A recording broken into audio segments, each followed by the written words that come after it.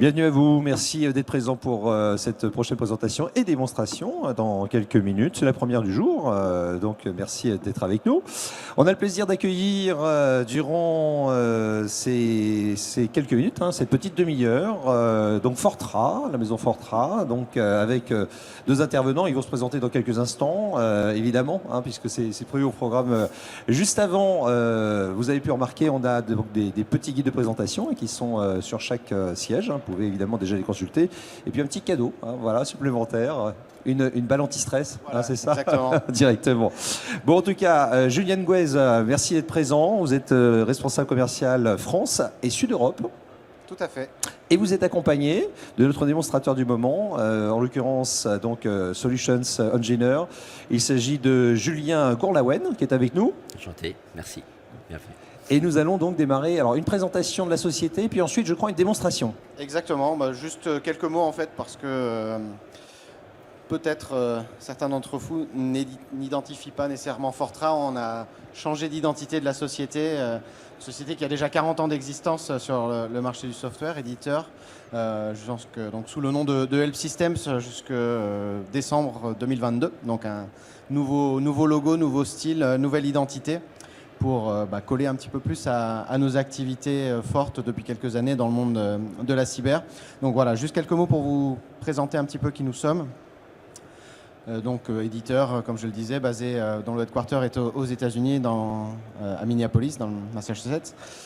Donc 40 ans que nous sommes sur le marché de l'édition. Certains d'entre vous nous connaissent peut-être de notre passé lié à la plateforme IBMI. On a été très présents sur ces domaines-là pendant très longtemps.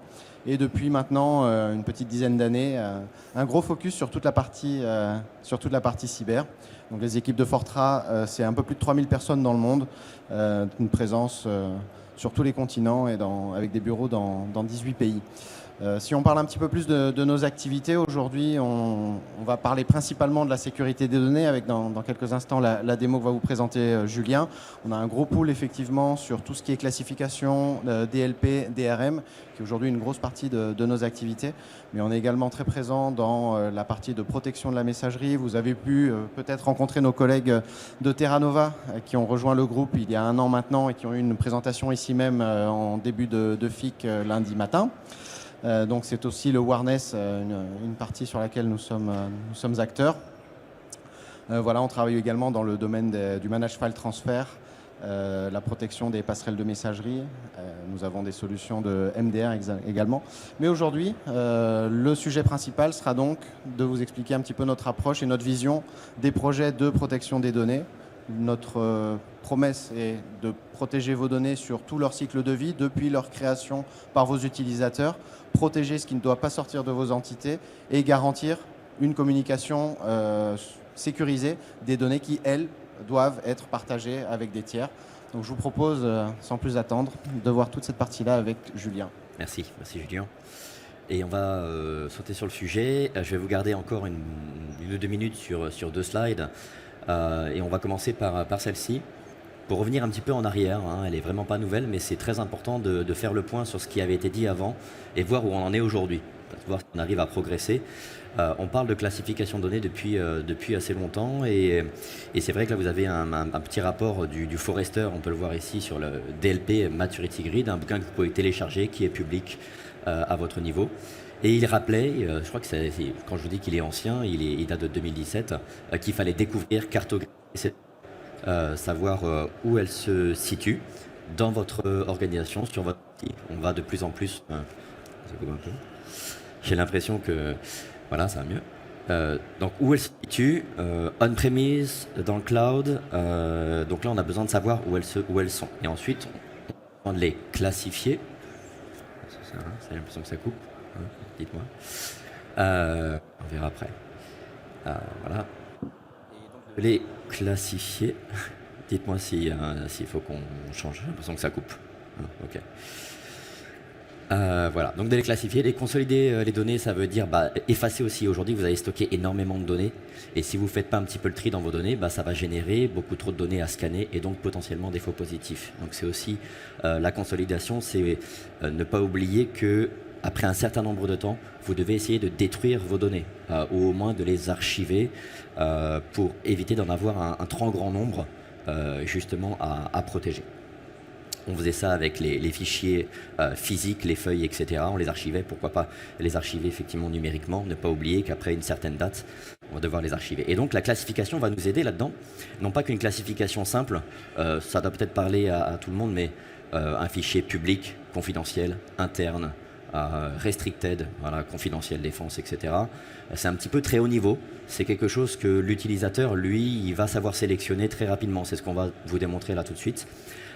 Mais on va mettre beaucoup plus de détails pour que la machine puisse interpréter beaucoup mieux ça et en tout cas pour qu'elle puisse savoir ce qu'elle va en faire. Concevoir des politiques DLP, là on est encore plus haut niveau puisqu'on va parler aussi de DRM, Digital Rights Management, dans quelques instants. Il y a un sujet très simple, quand vous créez une donnée, elle est faite pour être partagée. Vous allez, que ce soit pour un meeting en interne, que ce soit pour collaborer avec quelqu'un, envoyer un email. Et quand cette donnée elle sort, eh bien, qu'est-ce qu'on fait pour continuer de la protéger? Elle est à l'extérieur. Eh bien, on a des capacités d'embarquer la protection dans les fichiers. Et ça va nous différencier très sensiblement de ce que tout le monde peut faire. On parle de DRM embarqué, donc on va chiffrer la donnée et on va mettre des droits par-dessus tout ça. On va avancer un peu plus vite. Donc là, ce qu'on va essayer de démontrer aujourd'hui, c'est cette classification qui va vous aider à diminuer les faux positifs. Elle va ne pas agir que sur la DLP, pas que sur la DRM, c'est tout un écosystème. C'est votre proxy, c'est votre serveur de mail, votre firewall, j'en passe des meilleurs, qui vont utiliser cette classification pour prendre une décision. Donc, on a des produits aujourd'hui qui sont assez avancés sur la data protection, mais c'est bien plus large que ça. La classification intégrée dans les fichiers, c'est très important. Embarqué, on parle de classification persistante, c'est très important pour que la classification suive la donnée, qu'importe où elle va, et même quand elle revient, on sait qui l'a créée, où est-ce qu'elle est partie, et comment elle a été protégée et partagée.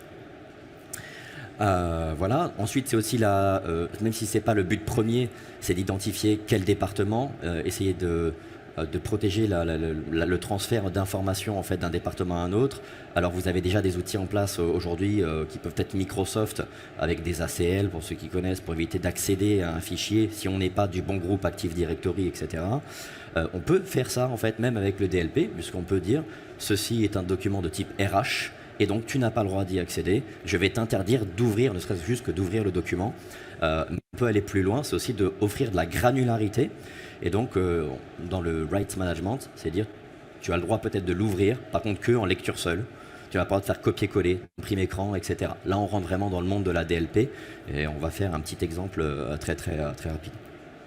Et l'accessibilité interne comme externe, bon, la démo qu'on va faire là, c'est surtout externe, même quand elle est partie à l'extérieur. Voilà, ce principe de pouvoir rappeler la donnée à n'importe quel moment. On s'est trompé ou alors on a envie de retirer le droit à une personne, juste une personne, qui finalement n'avait pas le droit d'accéder au fichier. Eh bien, avec différentes technologies, aujourd'hui, vous devez redistribuer le fichier. Vous pouvez supprimer le certificat pour interdire l'accès au fichier de manière générale avec certains autres DRM. Nous, on va vraiment pouvoir agir sur à l'utilisateur près. Donc, je veux dire, au lieu de supprimer l'accès à tout le monde et de redistribuer une version, ce qui est quand même une tâche un peu lourde, on va juste pouvoir jouer, rajouter un utilisateur, en enlever un groupe Active Directory, un domaine, etc. On est vraiment très granulaire et c'est là-dessus qu'on va essayer de démontrer quelque chose tout de suite. Alors, je vais juste vérifier qu'on arrive à voir ça correctement. Alors, je vais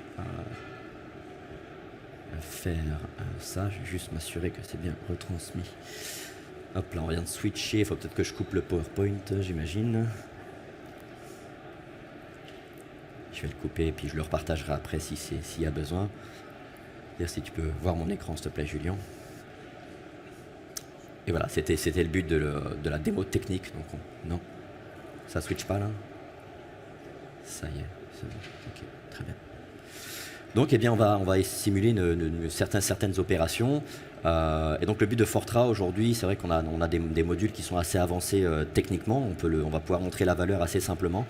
Mais c'est automatiser ces tâches aujourd'hui. Vous avez différents produits que vous essayez peut-être déjà de faire communiquer les uns avec les autres.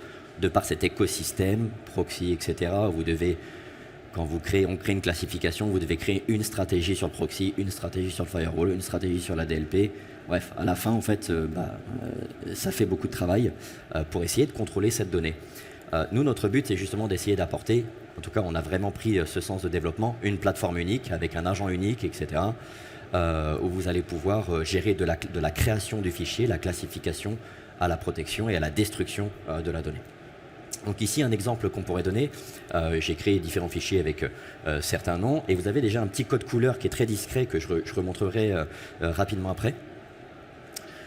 Voilà, un petit œil sur le timing. Un petit code couleur qui va nous permettre d'identifier en fait le type de classification de la donnée. On le retrouve à l'intérieur d'un document, il y en a sûrement certains d'entre vous qui connaissent déjà la classification au sens voilà, général et ces fameux codes couleurs. Et on va voir d'ailleurs le watermarking qu'on peut écrire dans un document de façon très très claire, confidentielle, défense, ce que vous voulez, le nom du client en large, en long, en travers du document, c'est ce qu'on va faire tout de suite.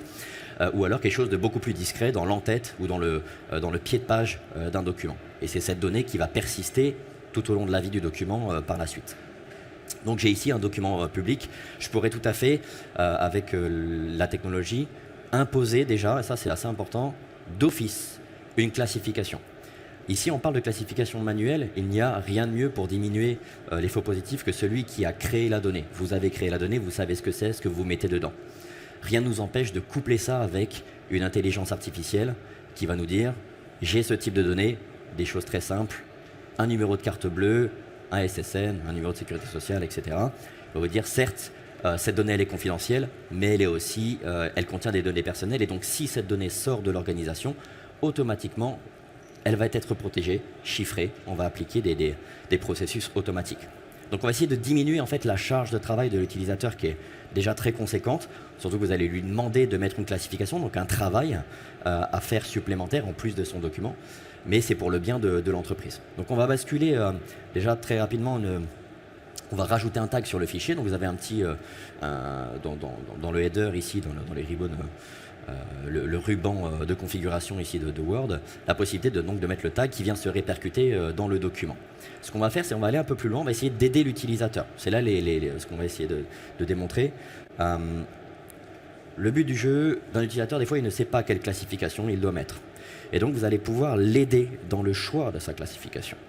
Et donc ici, par exemple, on va mettre quelque chose d'un petit peu plus poussé que confidentiel. Si je sélectionne confidentiel, j'ai maintenant le choix de rajouter une sous-classification. On pourrait s'arrêter là sur les termes, mais on peut aller encore plus loin. Si par exemple je souhaite dire que ce document est de type partenaire Titus, en l'occurrence ici, je vais avoir encore une autre sous-catégorie. Et plus en fait je vais avancer, plus je vais pouvoir avoir un niveau de détail hyper précis. Documents RH, encore une fois de plus, ressources humaines, etc. Et je ne peux plus me tromper. En plus de l'intelligence artificielle qui confirme que dans ce document, j'ai bien des données de comptabilité, etc., plus la classification, eh bien, ce document sera protégé correctement à vie. Voilà, donc là, pareillement, je peux sélectionner ressources humaines, marketing, ce que vous voulez, avec une petite description qui va aider l'utilisateur. Si jamais je ne vais pas jusqu'au bout du processus, je peux dire, j'ai mis des données dans ce document, est-ce que tu peux m'aider à classifier ces données? Et là, on a aussi toute une architecture qui peut orienter l'utilisateur et donc vous lui posez des questions. Est-ce que ce document contient des données confidentielles? Est-ce que tu considères que ce document contient des données confidentielles? Oui ou non? Est-ce qu'on peut l'utiliser en fait publiquement? Non. En l'occurrence, il y a des données critiques à l'intérieur. Est-ce que ça peut être partagé avec les employés? Peut-être. On va se faire un scénario un petit peu aléatoire ici. Et donc à la fin, une justification potentielle pour changer le tag de ce fichier. Voilà, on va aussi pouvoir proposer une justification si jamais on vient déclasser le document. Là, je l'ai mis de manière très généraliste pour que vous puissiez le voir. On n'aura pas le temps de jouer tous les scénarios, mais de mettre une justification pour que l'utilisateur dise je déclasse ce document parce que j'ai rajouté de la donnée confidentielle à l'intérieur de type personnel ou autre chose.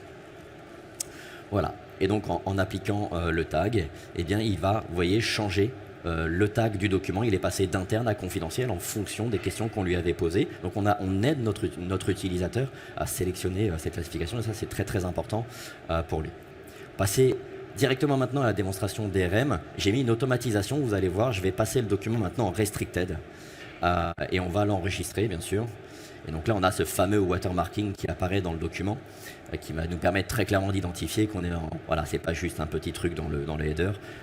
Et on peut répliquer cette image à l'infini dans le document, c'est pas trop un problème. Mais là, on a quelque chose d'assez évident. Et on peut en avoir différents en fonction du tagging ou des sous-tags que vous mettez dans les fichiers. On va enregistrer ce fichier et vous allez voir, c'est assez transparent. Vous allez voir un logiciel qui va s'exécuter.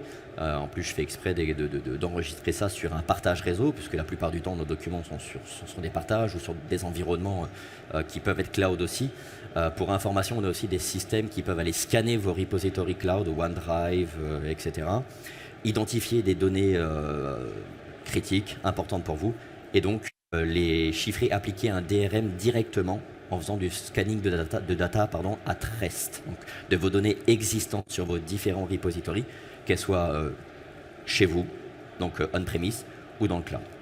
On va fermer ce document et on va voir ce qui va se passer effectivement du fait que le document est considéré comme étant restricted, un terme un peu anglais, mais on échange aussi des datas à l'international. Et donc on a un logiciel qui vient sécuriser le document et vous allez voir, eh bien ce fichier il va changer d'extension. Ça y est, c'est fait. J'ai rien fait, j'ai pas invoqué moi-même un logiciel, il l'a fait automatiquement de par le tag que j'ai mis à l'intérieur. Donc ça, ce sont des technologies qu'on propose chez Fortran de sécurisation de la donnée automatique. Et donc maintenant, mon document, eh bien, vous avez vu, il s'est transformé en .html. Donc vous avez ici un document confidentiel avec un tag rouge. Donc là, je sais typiquement que cette donnée, je ne vais pas pouvoir la faire sortir comme je veux. Donc ça, c'est intéressant parce que si l'utilisateur il essaye, bah, vous allez voir que on peut contrôler ça assez bien. On va commencer par essayer de faire sortir justement ce fichier sur un biais que tout le monde connaît, que beaucoup de gens ont des comptes Gmail, mais ça peut être n'importe quoi, ou un site web de partage. On parle de WeTransfer, on parle de plein d'autres choses, de sites de file sharing. Mais je vais prendre l'exemple de Google. Je suis dans une page web sur Chrome. Je suis browser agnostique. Ça peut être Firefox, ça peut être Chrome, ça peut être Safari, ça peut être Edge, etc. C'est absolument pas important pour nous. Et je vais écrire effectivement un email à une adresse personnelle, ici avec voilà, un sujet quelconque. Et je vais venir joindre mon document. Normalement que j'ai mis, pardon, excusez-moi, voilà, qui est ici, qui a été transformé en .html. Je vais essayer de faire un déplacer-coller pour bien que vous voyez que c'est bien celui-là que je transfère dans mon email. Je vais dire, tiens, je vais m'envoyer un document confidentiel. Et là, on a un prompt qui apparaît. Et donc ça, c'est très important puisque on est encore dans l'éducation utilisateur. Quand on met en place une solution de protection de la donnée, ce n'est pas pour embêter l'utilisateur. Ça va forcément l'embêter à un moment donné puisqu'il ne va plus pouvoir sortir les données comme il le souhaite, surtout s'ils sont confidentiels. Et ça peut être embêtant à moindre mesure. Mais quand on met en place la solution, on veut juste dire attention, maintenant j'ai un outil qui est en place qui monitore le déplacement des fichiers confidentiels. Et donc ici, je peux dire souhaites-tu continuer cette action, oui ou non? Et pareillement, je peux mettre une justification pour lui demander cette justification va être envoyée au centre d'administration technique avec un DPO ou quelqu'un d'autre qui va revoir en fait pourquoi tu fais sortir cette donnée, si c'est légitime que tu la fasses sortir. Pardon. Et si je clique sur continuer, tout va bien, eh bien on va avoir une validation, le document est sorti malgré qu'il soit confidentiel. J'ai mis une justification, j'ai pas voulu bloquer l'utilisateur, je peux le faire. Je peux mettre un bloc total. Donc ça ne sort pas de la société. Par contre, je ne veux pas le faire parce que l'adoption d'une technologie, encore plus par l'utilisateur, c'est ça qui fait le succès d'installation d'une technologie de protection de la data. Si vous lui bloquez tout de suite, vous allez tester le produit, vous allez avoir des plaintes, ils ne pourront pas travailler, vous allez mettre le produit dehors. Donc il faut quand même y aller step by step. La classification d'abord, le contrôle, l'éducation en fait dans un deuxième temps, voilà, et le contrôle complet par la suite. Donc ici, on va envoyer notre document quand même, parce que c'est quand même le but de la démonstration, même si encore une fois plus, je pourrais bloquer. Et tout va bien, je me l'envoie moi-même, mais il est bien parti sur Gmail. Je suis sur un compte Gmail, donc il a vraiment été uploadé et je l'ai reçu dans ma propre boîte mail, mais ça pourrait être n'importe qui. Et ici, je pourrais analyser avec des passerelles SMTP, d'être sûr que ce type de confidentialité, de tag, eh bien, il ne puisse arriver que chez certains destinataires. Souvenez-vous, une sous-classification, on ne l'a pas vu techniquement. Mais venez nous voir sur le stand plus tard, on détaillera tout ça comme il faut. Eh bien, on va la passerelle SMTP dire non, ce type de classification est tagué partenaire A et tu essaies de l'envoyer à un partenaire B. Et donc du coup forcément la passerelle SMTP va pouvoir dire non, ça sort pas. Maintenant, c'est absolument pas un problème parce qu'ici on parle de DRM. Et donc on va ouvrir, en tout cas on va essayer de télécharger cette donnée, on va essayer même de l'ouvrir directement. Ouais, on va quand même la télécharger et l'ouvrir en fait finalement. On va aller l'ouvrir, voilà, il a été téléchargé en bas à gauche. J'ai bien mon point HTML qui s'ouvre ici. Alors, on va le voir sur cet ordinateur, mais on va aussi le voir sur un autre ordinateur, parce que c'est aussi ça l'exemple parfait que je voulais vous démontrer aujourd'hui. Eh bien, ça va m'envoyer vers un site web, parce que ce fichier est chiffré. Hein, il faut comprendre que dans la page HTML, le contenu a été complètement chiffré. Et on a rajouté un rights management dedans, donc c'est maintenant que l'utilisateur qui reçoit la pièce jointe va devoir s'authentifier pour savoir s'il a les droits de le consulter et s'il a le droit de modifier, copier, coller, faire un imprimé écran ou quoi que ce soit. C'est ce qui est exactement ça qu'on veut faire avec la technologie. Et je vais faire exactement la même chose, mais eh bien sur mon ordinateur physique cette fois-ci, pour avoir de la cohérence, tout simplement. J'ai fait ça sur une machine voilà, à distance virtuelle. Je me l'envoie et là je suis sur un autre ordinateur sur lequel je n'ai pas le client DRM. Et donc, on va avoir un vrai cas de figure. J'ai toujours mon dossier, mon fichier ici, que je télécharge et que je vais ouvrir. Et on va voir ce qui se passe. Donc je vais aussi avoir cette ouverture effectivement de page HTML qu'on a vu il y a quelques instants. Je demande à voir le document. Il faut savoir que quand le file format, le format du fichier est supporté, celui qui reçoit la pièce jointe n'a pas à avoir le client DRM. Ce n'est pas obligatoire. Ça veut dire que juste avec son navigateur, il va pouvoir ouvrir le fichier Word, il va pouvoir le consulter et vous allez pouvoir maîtriser les droits qu'il a sur ce fichier sans avoir à installer l'application. Pourquoi ici on a l'application? Parce qu'en fait on va bien plus loin que les fichiers Microsoft. Bien plus loin. On a beaucoup de clients en fait qui font appel à nous pour des fichiers CAD Drawings par exemple, des fichiers de création de moteurs avec une propriété intellectuelle très très lourde. Ils ont passé énormément d'années à développer un concept et si ça fuite, c'est terrible pour eux, ils perdent toute leur valeur. Eh bien on fait beaucoup appel à nous en fait pour ça et pour décrypter un fichier qui nécessite un logiciel particulier, eh bien on va avoir besoin cette fois-ci de l'application pour dire c'est sécurisé. Par contre, pour ouvrir l'application, j'ai besoin que tu aies ton CAD Drawing ou ton logiciel propriétaire pour l'éditer. Et en fait, le DRM va venir se mettre par-dessus le document et contrôler ce que vous avez le droit de faire avec celui-ci. Donc là, dans la démonstration, c'est juste, on va utiliser le browser pour essayer de voir ce qui se passe. Et donc, on voit typiquement que je n'ai pas accès à ce fichier. Je n'ai pas mis de droit lorsque j'ai décidé de dire que c'était restricted, souvenez-vous, dans la classification, je n'ai pas apposé de droit, j'ai mis un truc par défaut. Et donc ici, il me dit, tu n'as pas le droit d'y accéder, souhaites-tu demander un accès à ce fichier? Je peux faire cette demande, et donc je vais recevoir une notification, et je vais valider ou non sur la plateforme l'accès à ce fichier. Mais en tant qu'utilisateur, puisque ce n'est pas l'administrateur de tout faire, eh bien, il peut déjà le faire. Et donc votre fichier, si on revient sur la machine, ici à l'origine, vous allez voir en fait comment c'est dynamique. Eh bien, je vais pouvoir venir faire un clic droit dessus et pourquoi pas venir manager les accès moi-même. Ça, c'est intéressant, puisque en quelques instants, eh bien, on va pouvoir donner ces fameux droits à un utilisateur. Et là, vous allez le voir, donc à une personne, à un domaine, à un groupe ou à n'importe qui. Donc ici, j'ai décidé de dire une personne, et souvenez-vous, mon compte utilisateur, c'était gmail.com. J'y arrive pas, excusez-moi, pardon, j'ai compris, j'ai un clavier en anglais, je viens de voir ça, je vais changer ça tout de suite. Voilà,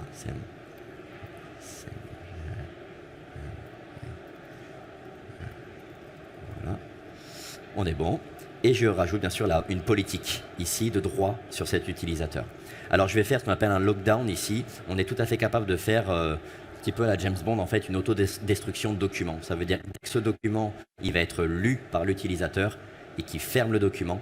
le document s'autodétruit. D'accord? Donc il ne pourra plus y accéder. On peut mettre un time bomb, tu as le droit de consulter ce document pendant 60 minutes, etc. Voilà, on peut faire plein de choses, c'est assez intéressant de voir tout ce qu'on pourrait détailler en fait comme type de règle. Donc là je vais faire juste un lockdown et on va voir ce que ça fait en fait du point de vue de l'utilisateur. Donc je vais rajouter ma règle sur ce fichier. Vous avez vu, je suis au niveau de l'utilisateur, hein, de son ordinateur. Je t'ai accordé les droits, tu peux maintenant peut-être être en read-only et c'est ce qu'on va essayer de vérifier tout de suite. Je viens d'apposer les droits et je vais venir réouvrir en fait mon fichier correctement. Si normalement je suis toujours logué avec le bon nom d'utilisateur, eh bien on va pouvoir, voilà, il va falloir forcément que je m'authentifie ici. Eh bien je vais normalement pouvoir avoir accès à mon fichier. Super, impeccable. Donc regardez bien ce qui se passe, je suis toujours dans mon navigateur, d'accord? Et le fichier s'ouvre, mon fichier restricted, et je vais retrouver normalement mon watermark et mon fichier correctement. Je n'ai pas eu besoin de l'agent. Voilà, il faut juste que les droits s'appliquent correctement sur le fichier. Excusez-moi, ça peut nécessiter 1 ou 2 minutes quand même. Apparemment, je ne sais pas ce qui s'est passé avec la connexion. Il m'a déconnecté. L'effet démo, comme d'habitude. On va y arriver, décidément. Allez, s'il te plaît, bonhomme. Bon, fantastique. Ça marchait tout à l'heure. Non, il veut pas. J'irai changer les droits pour voir si c'est pas ça qui pose problème, mais bon, normalement, je l'ai quand même fait tout à l'heure, ça fonctionnait plutôt bien. Bon, en tout cas, voilà, ça aurait été de voir. Oh, on a vu très rapidement, et je dois changer les droits du fichier. L'effet démo est là, vous avez vu très rapidement ce qui s'est passé. On a eu un rayon X en fait qui s'est activé pour lire le document avec un watermarking qui avait été appliqué partout sur le document. Je n'étais pas en mesure de corriger ça tout de suite, mais revenez sur le stand, je me ferai un plaisir de vous refaire ça correctement et de vous expliquer tout ça. Pour terminer cette démonstration, puisque je vois le timing effectivement, je voulais finir quand même sur quelque chose d'intéressant, c'était le reporting. Et le reporting, on a vu l'aspect utilisateur, le management de la classification, de la DLP, de la DRM, et on pourrait faire plein de scénarios. Mais ici, de votre côté, eh bien, vous avez besoin de comprendre ce qui se passe côté utilisateur. Et cette console Analytics and Reporting Clouds, elle est là pour vous aider, elle est très dynamique et elle permet de pivoter très rapidement sur ce que font les utilisateurs, un petit peu comme une plateforme EDR serait en mesure de le faire. On a beaucoup de capacités d'ailleurs en ce sens. On retrouve ici par exemple les ordinateurs qui génèrent en ce moment des logs sur ma plateforme. Je peux très simplement faire un clic droit dessus et le rajouter dans les filtres et je ne verrai plus que les logs de ma machine cliente. Comme je peux aussi sortir des filtres, par exemple les Discovery Events, j'en veux plus. Je fais exprès d'en avoir pas mal pour découvrir tous les fichiers que j'ai dans mon organisation. Je n'en veux plus, je sors les logs des Discovery Events. Et maintenant, je ne vais voir que les manipulations de fichiers que mon utilisateur il a fait. Là, ça commence à m'intéresser. J'ai plein de workspace, dashboard à vous montrer, mais les copier-coller, ce qu'on appelle les ADE, les alternatives, les Alternative Data Exchange, je vais y arriver, c'est un petit peu compliqué. On voit bien le logiciel DRM qui s'est activé pour aller protéger mes fichiers. Et vous avez plein d'autres logiciels que l'on voit ici qui sont un petit peu, on va dire, qui génèrent beaucoup de logs malheureusement, mais qu'on va pouvoir sortir très simplement. Je voulais juste vous montrer qu'on a des dashboards qui sont préconstruits, par exemple pour la compliance ou pour d'autres choses. Là, je vais prendre par exemple entreprise visibilité, tout ce qui sort en fonction d'un channel particulier. Donc, on a ce qu'on appelle les channels, c'est les browsers, les clés USB, vous vous doutez bien sur la protection de la data, tout ce qui est périphérique externe. Eh bien, on va avoir des dashboards pour tout ça. Et donc, pour finir, je vais juste prendre un dashboard et on se quittera là-dessus. J'invite vraiment tout le monde à venir sur notre stand pour en voir beaucoup plus. Mais NTU, c'est Network Transfer Upload, donc vraiment tous les uploads qu'importe le navigateur. Et je vais avoir des statistiques uniques sur l'upload de données via différents navigateurs de mon organisation durant les 7 derniers jours, les 60 derniers jours, plein d'autres choses. Et tout ça, c'est très très dynamique avec un niveau de détail que vous allez pouvoir exporter et faire des reporting pour vos partenaires, vos vendors et vos clients. Voilà. Le temps est un petit peu short, je vais laisser la main donc, du coup, à mes collègues. Merci pour en tout cas votre attention et votre temps. Et bravo pour cette démonstration et cette présentation. Et c'est vrai que c'est court, hein, évidemment, Ouais, on c'est vrai a que tellement de on choses n'a pas à le temps dire. d'adapter, Et vous l'avez très, très bien signalé. En fait, on vous retrouve au D31 hein, pour le stand. Vous allez pouvoir vraiment, voilà, exactement, détailler. Merci Juliane. On va pouvoir donc vraiment détailler. On ira plus loin. On pourrait évoquer des cas plus personnels, bien évidemment. Hein. Donc ça, c'est vraiment intéressant de l'évoquer avec toute la team. Donc la team Fortran D31. Merci à tous les deux. Merci à vous. Bravo. Très bonne journée, Juliane très bon salon. et Julien. Donc merci à tous.